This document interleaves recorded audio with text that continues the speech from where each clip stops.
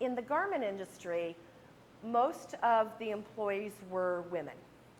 Most of the employees were seamstresses who actually made the clothing. But there was a job in that construction that was traditionally a man's job, and the job was called a cutter. These were the people who actually took the industrial patterns, which were kind of a cardboard. They weren't the tissue patterns that people think of for sewing. And they would lay those, and they would cut out anywhere from 20 to 50 pieces of fabric at a time. They might be cutting out 50 right legs or 50 left sleeves at one time. And the way it was done at first, there is a pair of big shears in here. And those shears would have been razor sharp, and that's what would have been used to cut through that many layers of fabric at once. Well, you had to have a pretty good sized hand. My hand, I do have small hands, but my hand won't fit. And even if it would, I don't have the strength to go through that many pieces. So it started off as being a man's job. And as a result, at that time, men were generally, and still are, paid more than women. And so it was the higher paying job in the garment factory. Traditionally, it was held by men. That started to change in the late 1920s. In the late 1920s, there was a man named Hugo Kranz, and he worked for the Donnelly Garment Company. He invented this piece right here, and it looks a little bit like a handle from a pressure washer. At the very bottom is a cutting wheel.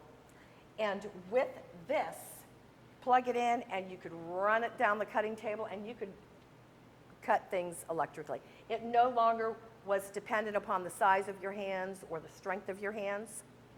Then, not long after that, this version of a cutting machine was made, and it looks a little bit like a saw, like a round saw. But again, it was the same. You could feed the pieces of fabric through this and cut. It didn't matter how big your hands were. It didn't matter how strong you were. And that meant that women were potentially able to move into the cutting position, which paid a lot better than a seamstress position.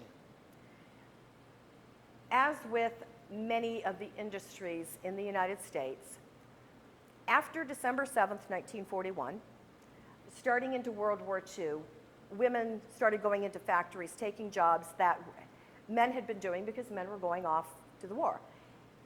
So women started moving into the cutting jobs in the garment industry.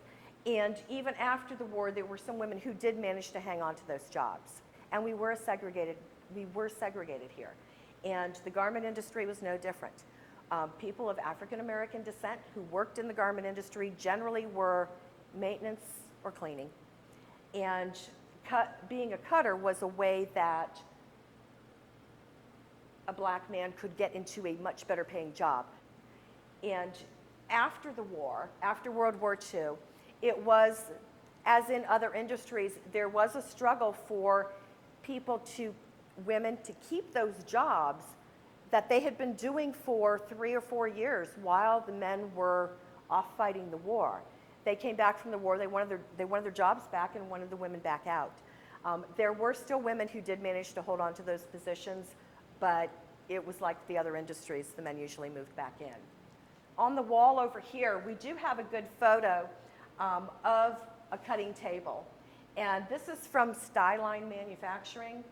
And you can see in this, you can see the electronic cutters. They're all plugged in overhead. The electric runs overhead.